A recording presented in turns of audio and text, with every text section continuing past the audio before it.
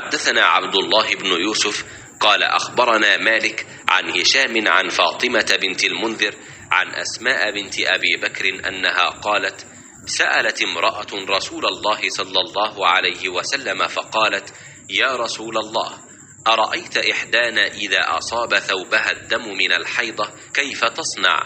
فقال رسول الله صلى الله عليه وسلم: إذا أصاب ثوب إحداكن الدم من الحيضة فلتقرصه ثم لتنضحه بماء ثم لتصلي فيه.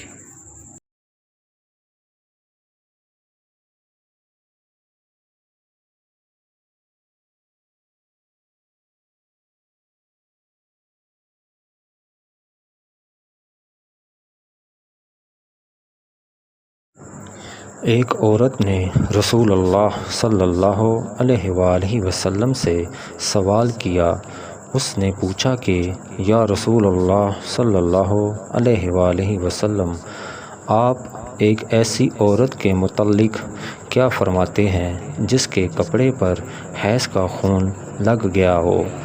तो रसूलुल्लाह सल्लल्लाहु अलैहि वसल्लम ने फ़रमाया कि अगर किसी औरत के कपड़े पर हैज़ का खून लग जाए तो चाहिए कि उसे रगड़ डाले, उसके बाद उसे पानी से धोए, फिर उस कपड़े में नमाज पढ़ ले। सही बुखारी हदीस नंबर 307।